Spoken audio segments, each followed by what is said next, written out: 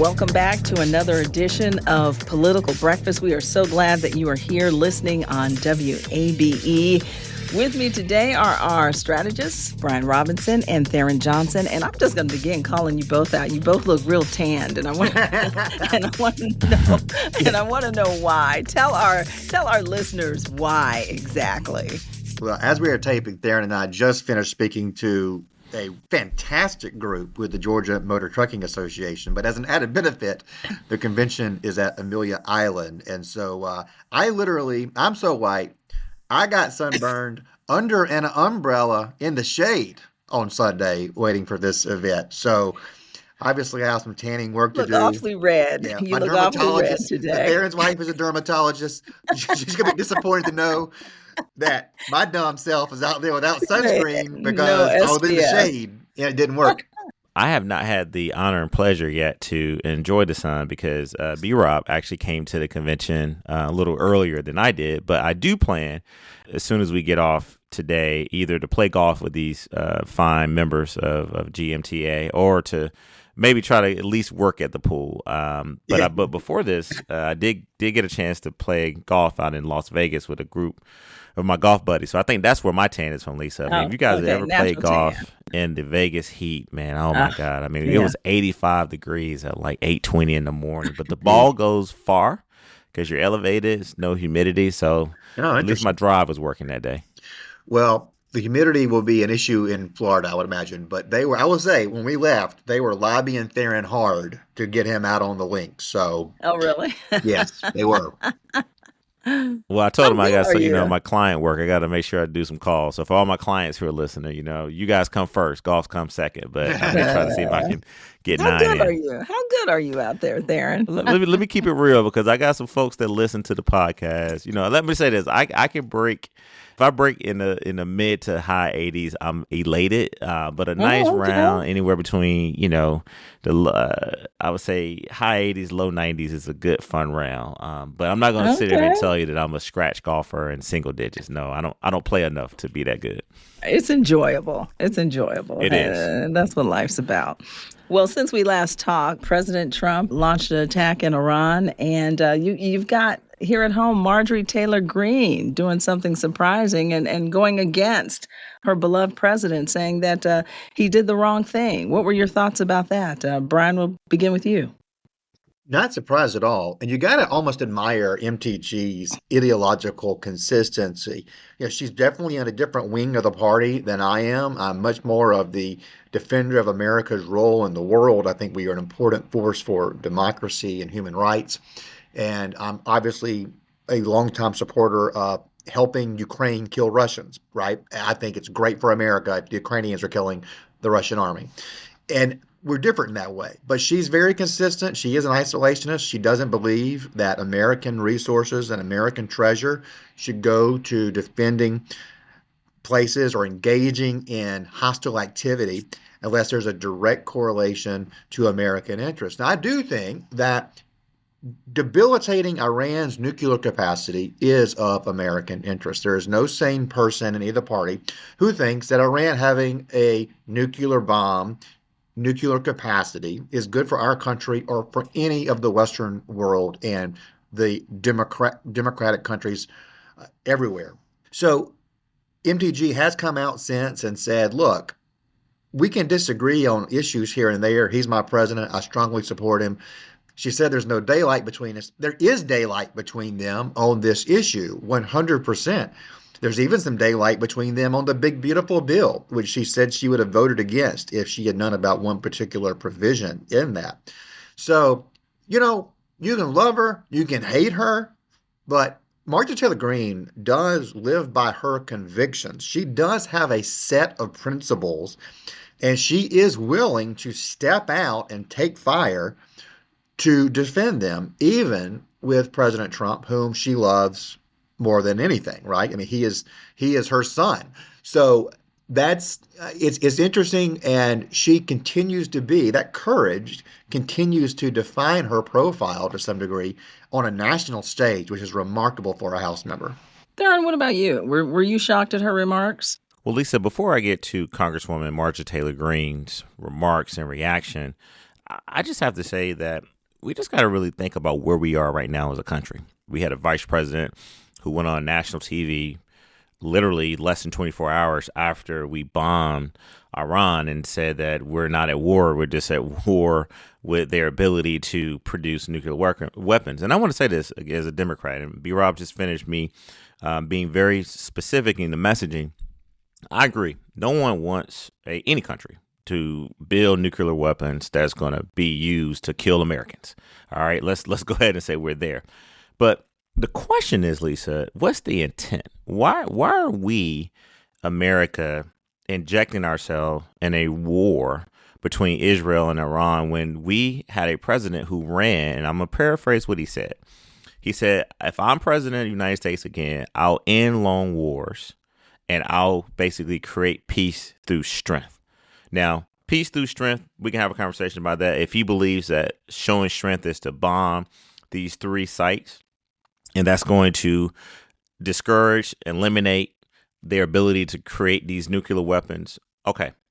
But why are we as Americans really getting ourselves into a war and the timing of it? And the reason we question that, Lisa, is because the lack of transparency, the lack of information that was shared leading up to this war. And I think that there are those out there that believe on both sides. And I'm getting to Marjorie Taylor Greene. On both sides, I want to emphasize that Democrats and Republicans believe that Donald Trump has put our troops abroad and Americans overseas, by the way, who live in Iran in danger. We've seen retaliation since the bombing. So to me, Donald Trump bears the full responsibility and the consequences, if there are consequences, where I believe they will be, on this decision. And Americans are making their voices clear that this is something that I think that the public and elected officials in Congress and other places needed more information on. Why were we making this decision? The last thing I would say to Marjorie Taylor Greene is, while, yes, she should be applauded to stand up for what she believes is right, but she overall still supports this president and everything else that he's doing. B. Rob just referred to him as her son, S-U-N, not S-O-N. And so we as Democrats, we got to say this. Listen, we believe in the most fundamental role of the president, and that is to keep the homeland safe. All right. And if this is going to keep us safe, and if he's going to be laser-like focused on making sure that even when he calls for a ceasefire, we saw that that's not true, right? I mean, again, we don't know. Are we in a ceasefire or are we not?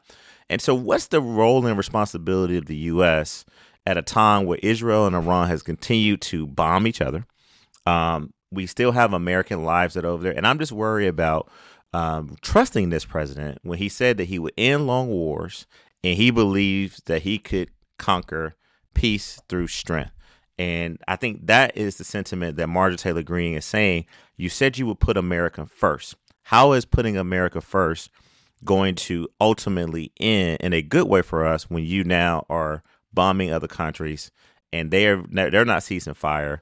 And B. Rob and I talked about this earlier. Let's see how this plays out. But I don't want this to play out bad politically, because if it does play out bad for the president, that means that it plays out bad for the country. For all of us. For all of us. Yeah, for sure. In most scenarios, foreign affairs don't affect American politics too much. This is an exception. I just made the reference when we were downstairs talking to that group that in 2021, Joe Biden enjoyed fairly good favorability ratings. The Afghanistan withdrawal debacle was debilitating for him. His poll numbers plummeted and they never recovered. They stayed low for the rest of his presidency. So in that particular case, a foreign intervention, a foreign affairs issue made a huge difference in politics. Those forces apply to Donald Trump today. If this goes well, if there's not escalation, if there are not boots on the ground, and we have disarmed Iran from having nuclear capacity, it's going to be a political net positive for Trump. If this thing goes awry, and there's always that danger, it's going to be a net negative. So there is a lot of politics riding on this decision. Real quick, Lisa, I just want to repeat something that the president said in January. These are Donald Trump's words. He said that when it came to measuring success and being an ally to our partners around the world that wanted to work with us, but also and figuring out ways to not enter into unnecessary wars. He said the wars we end and never get into. He believed that that was how he was going to measure success. And the question for me, Lisa, I think many Americans are asking is, how much intelligence was given to the president? How much intelligence was he exposed to? How much did he share? Because we know that people want to know, was any intelligence ignored? And even his own Tulsi Gabbard said that she didn't believe that they had weapons, of nuclear weapons there. He came out and said she didn't know what she was talking about. Mm-hmm. So again, this president has had a different governing style, Lisa, where they've been very good at keeping everything under grips. Like there's no leaks. But I think when to B-Rob's point, we're playing with something that is war and American lives could be at danger. I think that's what we just need a little bit more transparency from this administration. I do think that pacifist approach is where his heart is. He does not want America involved in these things. He's been very consistent. When he first came out against the Iraq war and bashed Bush over it, that was at a time when no Republican said that. Like it was like forgotten within the party to question that decision. And he did. And boy, he exposed the scab there that a lot of Republicans agreed. I'll say on this, I don't want us doing too much of this stuff. But, I do wish that American administrations in the past had done something preemptive, perhaps, if it had been possible, in North Korea. I think the world is a worse off place because that maniac has nuclear weapons. And that's not good for South Korea. It's not good for Taiwan, Japan, or us. So if this avoids a situation like that and harnesses a terrorist power, I think history will treat him well. Well, we'll have to wait and see. And again, the ceasefire, as we're recording, we don't really know where it stands at this point. Here at home on U.S. soil, here in Georgia, more attack ads launched in the Georgia governor's race, one from current Republican Attorney General Chris Carr against a potential opponent, Lieutenant Governor Burt Jones. What's your reaction to that? Brian, I'll begin with you. Yeah, I'll clarify here that this is an outside group. So this is not coming from the campaign itself, but obviously one committed to Chris Carr and his victory. I think this is an important aspect of the Carr campaign, which is to define the opposition as he defines himself. This is a moment in time that Carr's team can seize because he's the only one in the space. Burt Jones can still commentate. He can still punch back if he wants to, but he's not in the race.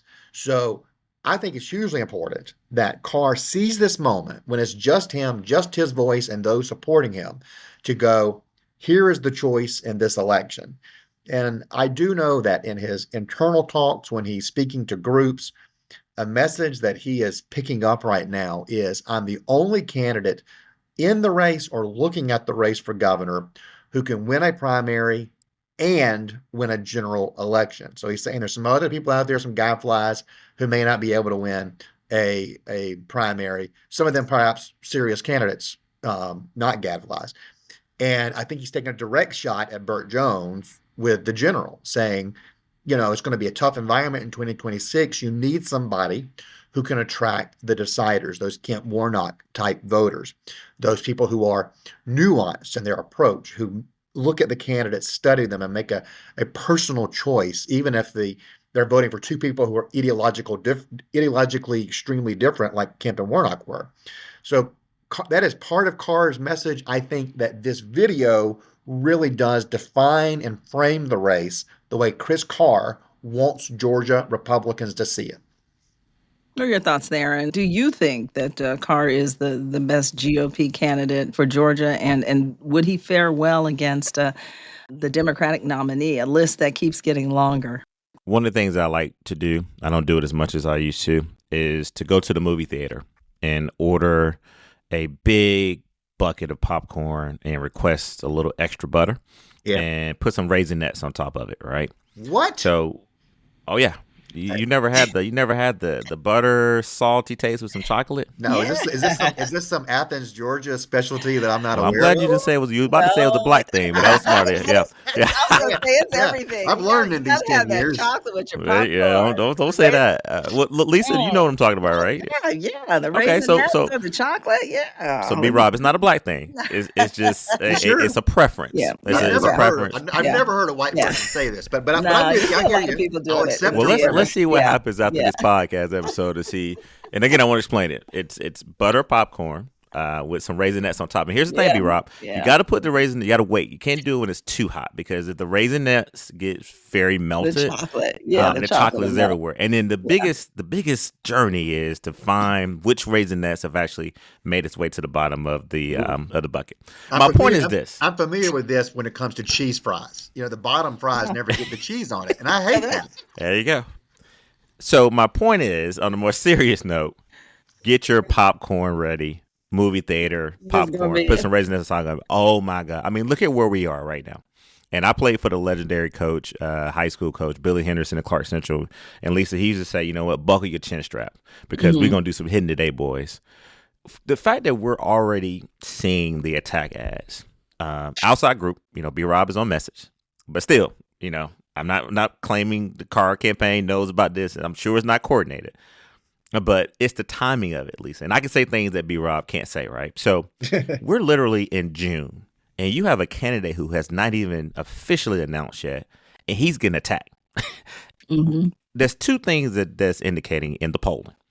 Number one, you got to take advantage of this time while Burt Jones is not in the race. So you got to try to clearly define him and make sure that Chris Carr, who I think probably knows that he's not going to have as much personal money because Right. Brian has drilled in that he's a hard-working class Republican versus Burt Jones. And there's nothing wrong with privilege. He got a little privilege, got a little money, is going to be able to self-finance. So I think that this is a proactive move to define Burt as sort of being not the best person that Republicans want to go up against the Democrat in November. Here's the challenge, though, which is the reason why I think this the second reason why I think the money is being spent by this outside group. Once Burt engages, the question then becomes how much of the money he's going to put in his personal stuff, right? And how much will he be able to raise quickly? And when he goes back to session, which is in January, he won't be able to raise the money. I just think that once Burt Jones enters the race, Lisa, it's going to change the dynamics. And I think this is what the Carr campaign is trying to figure out. It's going to be then who's the most loyal to Trump, because we can't ignore the fact that the Trump endorsement in this race is going to be paramount. Who he decides to endorse and also who the governor decides to either endorse or send a message or sort of say that he's kind of close with is going to matter as well. And so I just think that when you ask me the question, who's the best for Democrats to run against? If you had asked me that question 3 months ago, I probably would have said like someone like a very MAGA right candidate, which you probably perceive that Burt Jones would be that candidate. Now, it's not a guarantee that Donald Trump is going to endorse him. But if I'm a betting man, if I had a sports betting app in Georgia right now, I would definitely put the money on Burt Jones getting that endorsement. But I think that what's interesting here is that how does Carr play the race when it becomes like, okay, how committed are you to the MAGA agenda? How committed are you to supporting Trump? And trying to reframe the debate right now in the Republican primary, it's got to be some polling that's showing that. And I think also the Carr campaign is anticipating they may not have as much money readily available to them. And why not have an outside group right now come in and spend money? Because once Burt gets engaged, and there's going to be another Republican running too. I can't say it yet on this podcast because that person hasn't given me permission. But once this other person and maybe someone else jumps in, I didn't think it's going to shift to saying, okay, who's a more moderate pro-business candidate that can sort of emulate what Brian Kemp has been able to do. But B. Rob has been saying this for a long time. He believes that the Republican strategy is get through the primary. Don't be crazy. And I'm taking his words, not mine. But go after those Warnock Kemp voters. I just will remind B. Rob and other candidates. So I don't I don't know if the Republicans are going to nominate a Herschel Walker type person in against Ossoff. And Ossoff is going to be as strong as Warnock was. If not having more money, not that he's going to be a strong candidate, he's just going to probably have more money. But then it becomes who else is on the ticket. So I think again, you'll have at least 4 people in the gubernatorial race, GOP. I think Burt Jones is going to have some outside groups that are going to attack Carr, Lisa. So mark my word on that. And I just think once he enters the race, it's not going to be about, hey, let's nominate somebody who can win in November. Let's nominate somebody who's more, centrist, who can appeal to those sporadic voters or people who want somebody who's a little bit more sane. I think it's going to be, all right, where are you with Trump? How supportive of you? And then once he engages, I think that's what's going to reshape the race. Yeah, if anything, this is good publicity for Burt Jones as well. There you go. Yeah. A very fair and accurate analysis from Tharon there. And I'll add a few things to it, not disagree, but add to. I think that this message that we're seeing out of this outside group for Carr probably does accurately reflect how Carr's campaign will define Burt Jones. As again, looking at the ad, out of touch, unfocused, not serious about the job, entitled, from wealth, never had to work for it, that kind of thing. And we know from staff quotes from Burt's side how they're going to define Chris Carr. They're going to say he's not a fighter. They're going to say he's not MAGA enough. Those are direct quotes basically from that staff. So we already know in June of 2025 what the framing of both sides is going to be. It's very instructive to us. So Tharon is right. We can assume that Burt Jones will have a financial advantage, that he will have more what we call weight of message. Weight of message means how much money you're able to spend to put a message in front of voters' eyes through paid media. He's going to have an advantage there. Which message is most believable to primary voters is what this is going to come down to. Burt will have a weight of advantage message, but the governor's race is different than a congressional race. You can buy a congressional race. In a governor's race, voters want to know you. They emotionally invest. They pay attention to it. They consume earned media on it in a way that they don't on other races. So the weight of message of paid media is not the only thing that matters in a governor's race, whereas it is often the only thing that matters in a down ballot race. So there's one point there that I think is very instructive for voters. The second is the Trump endorsement, which Tharon brought up here. Obviously, the Jones folks have tried to cultivate that relationship. They have planned on a Trump endorsement. And it looks more and more like President Trump is planning to focus on House and Senate races to maintain the majorities in Washington. And he has signaled, I'm told, to Governor Kemp and other governors that he's going to stay out of state level races. That is a game changer. That is a real paradigm shift in the governor's race if that's what happens. We know Governor Kemp is in the Oval Office talking to President Trump about the Senate race.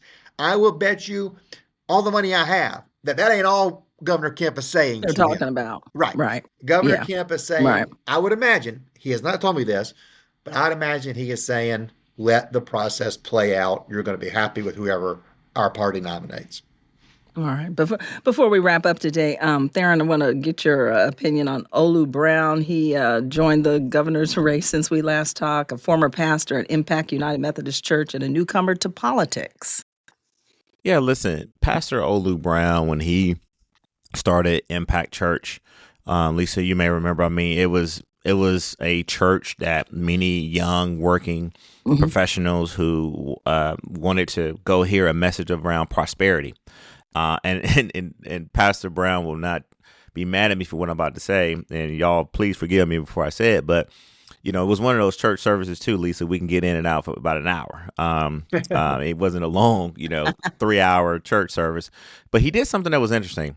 He also, back then, he was one of the first, not the first, but one of probably, if he wasn't the first, he's one of the first to actually allow the membership to listen to his sermons through AirPlay, AirPods, right? Apple, I don't even remember what it was called back then, but it wasn't Apple Music. It was whatever you could go to listen through your music. It was iPods, I'm sorry. iPods, yeah. Yeah, Those are outliers. great. There we go. And so now, boom, political person, don't have much name recognition, never shown that he can raise any money.